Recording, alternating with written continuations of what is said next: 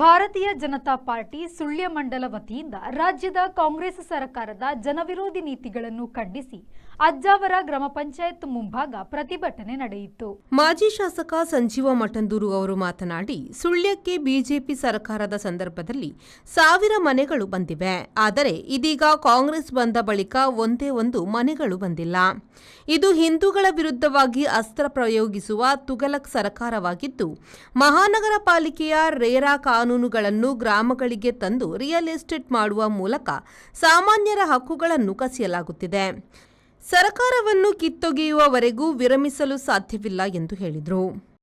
ಕರ್ನಾಟಕದಲ್ಲಿ ಆಡಳಿತ ಮಾಡುತ್ತಿರುವಂತಹ ಸಿದ್ದರಾಮಯ್ಯ ನೇತೃತ್ವದ ಕಾಂಗ್ರೆಸ್ ಸರ್ಕಾರ 100ಕ್ಕೆ 100 ಭ್ರಷ್ಟಾಚಾರದಲ್ಲಿ ಮುಳುಗಿದೆ. ಬೆಲೆ ಏರಿಕೆಯಿಂದ ಜನ ತತ್ತರಿಸುವಂತಹ ಸಂಗತಿಯಾಗಿದೆ. ಒಟ್ಟು ಕರ್ನಾಟಕದಲ್ಲಿರುವಂಥ ಆಡಳಿತ ಯಂತ್ರ ಕುಸಿದು ಹೋಗಿದೆ. ದಿನಕ್ಕೊಂದು ಕಾನೂನನ್ನು ತಂದು ಜನರ ಬದುಕಿನೊಟ್ಟಿಗೆ ಚೆಲ್ಲಾಟ ಆಡುವಂಥ ಕೆಲಸವನ್ನು ಮಾಡ್ತಾ ಇದೆ.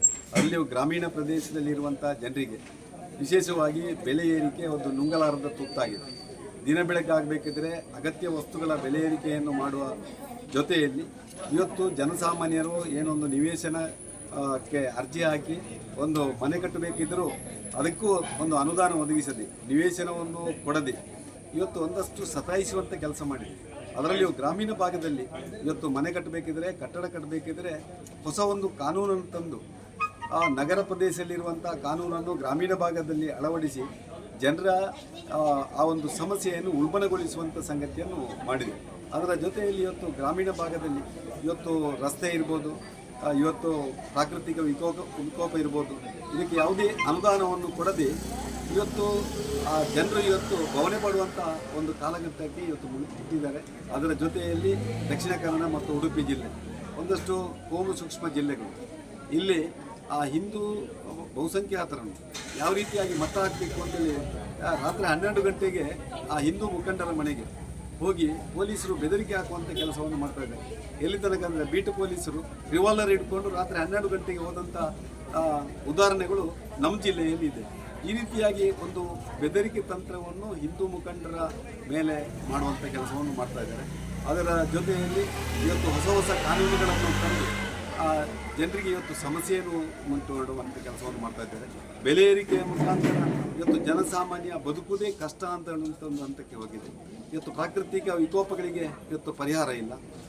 ಇವತ್ತು ಸುಳ್ಯದಂಥ ಈ ಭಾಗದಲ್ಲಿ ಇವತ್ತು ಹಳದಿ ರೋಗ ಇರ್ಬೋದು, ಎಲೆಚುಕ್ಕೆ ರೋಗ ಇರ್ಬೋದು, ಇದಕ್ಕೆ ಕೇಂದ್ರ ಸರ್ಕಾರ 48 ಕೋಟಿ ರೂಪಾಯಿಯನ್ನು ಕೊಟ್ಟಿದೆ. ಆದರೆ ರಾಜ್ಯ ಸರ್ಕಾರ ಕವಡೆ ಕಿಮ್ಮತ್ತನ್ನು ಕೊಡದೆ ಇವತ್ತು ಈ ರೈತರಿಗೆ ಯಾವುದೇ ಸವಲತ್ತಿನಿಂದ ಅದನ್ನು ವಂಚಿತರನ್ನಾಗಿ ಮಾಡುವಂಥ ಕೆಲಸವನ್ನು ಈ ಭಾಗದಲ್ಲಿ ಮಾಡಿದೆ.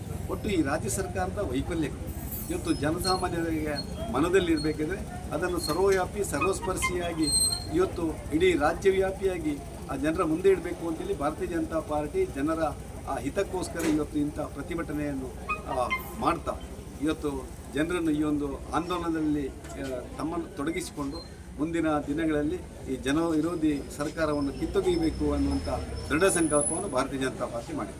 ವರ್ಷದ ಹಿಂದೆ ಆ ದುಡ್ಡಿನ ಮೌಲ್ಯ, ಹಣದ ಮೌಲ್ಯ ಎಷ್ಟಿತ್ತು? ಬಹುಶಃ ಆಗ ಯಡಿಯೂರಪ್ಪನವರು ಒಬ್ಬರೇ ಇಡೀ ರಾಜ್ಯದಲ್ಲಿ ಮುಖ್ಯಮಂತ್ರಿ ಓಡಾಟ ಮಾಡಿ ಆ ಪ್ರಾಕೃತಿಕ ವಿಕೋಪವನ್ನು ಸಮರ್ಥವಾಗಿ ಎದುರಿಸುವಂಥ ಕೆಲಸ ಮಾಡಿದರು.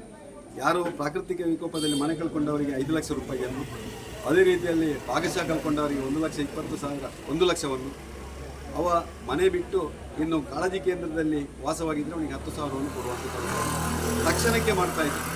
ಇವತ್ತು ಮನೆ ಕಳ್ಕೊಂಡ್ರೆ ನಾಳೆ ಅವನ ಖಾತೆಗೆ ದುಡ್ಡು ಹಾಕುವಂಥ ಕೆಲಸವನ್ನು ಮಾಡ್ತಾರೆ. ಪ್ರತಿಭಟನೆಯ ಸಭೆಯ ಬಳಿಕ ರಾಜ್ಯ ಸರ್ಕಾರಕ್ಕೆ ಮನವಿಯನ್ನು ಸಲ್ಲಿಸಲಾಯಿತು.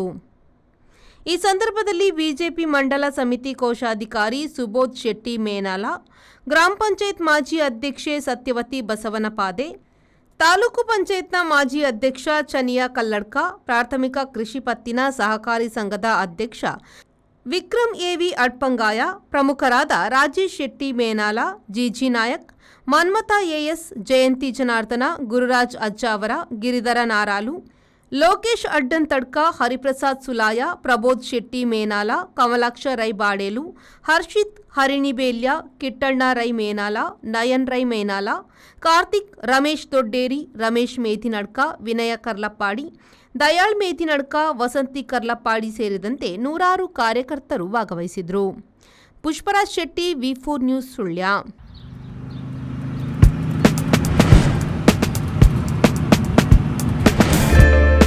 Park with ease at Ajanta Business Center with security access and convenience at your fingertips.